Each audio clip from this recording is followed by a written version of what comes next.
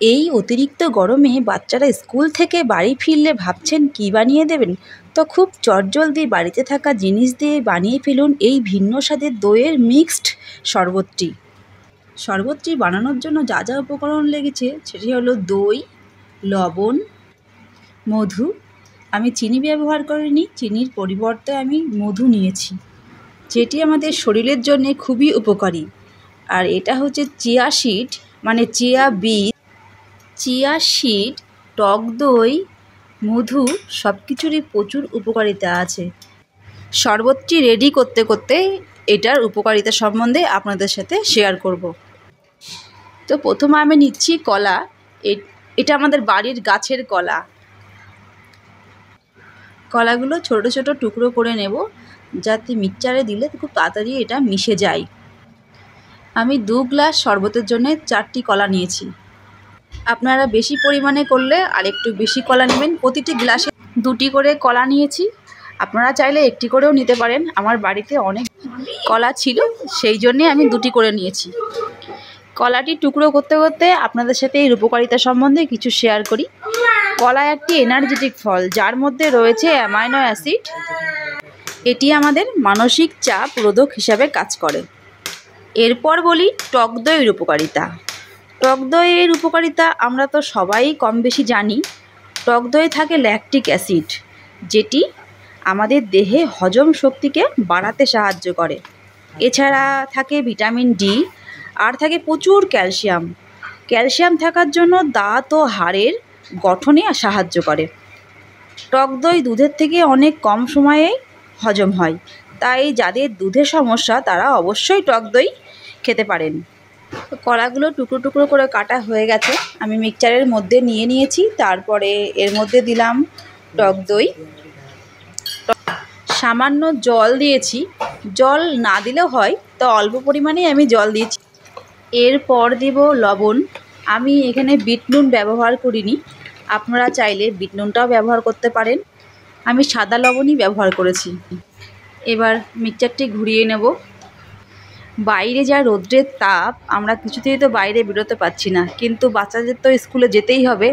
School থেকে বাড়ি ফিরে ওরা খুবই ক্লান্ত হয়ে যায়, তখন আর ওদের কিছু খেতে ভালো লাগে না। তখন এই ঠান্ডাটা বানিয়ে দিলে ওরা খুব অনায়াসেই খেয়ে নেবে, আর ওদের শরীরটাও ঠান্ডা হয়ে যাবে, আর পেটটাও ভরে যাবে।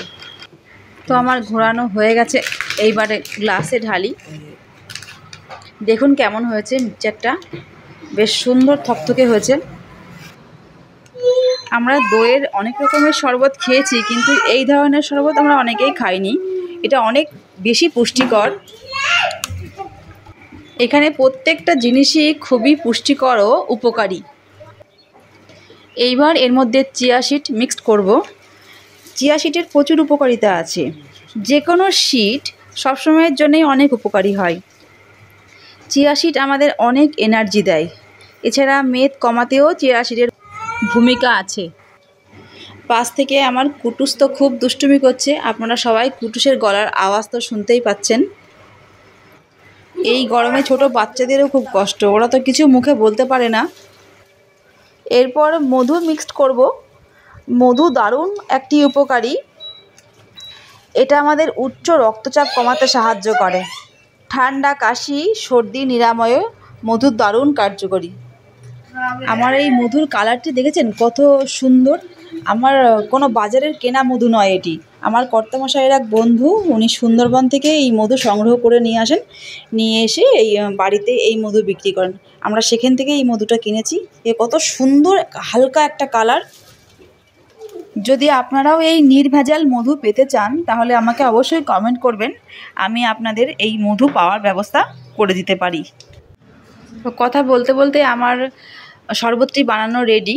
তো দেখুন কত সুন্দর লাগছে।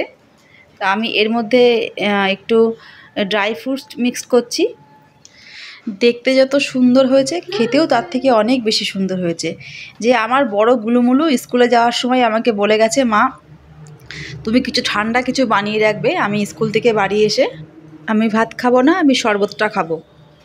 তো আমার তো বানানো কমপ্লিট। আপনারাও বাড়িতে ঝটপট বানিয়ে ফেলুন এই দইয়ের মিক্স শরবত।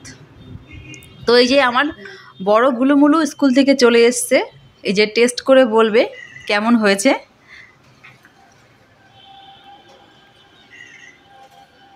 এই যে কেমন লাগছে। ও দারুণ দারুণ দারুণ হয়েছে মাথায় বলছে। ঠিক আছে বন্ধুরা, আপনারাও বাড়িতে বানিয়ে ফেলুন। এত টেস্টি টেস্টি একটা ড্রিঙ্কস পেলে আর গরমে অন্য কিছু খেতে ইচ্ছা করবে না। তো টাটা বন্ধুরা।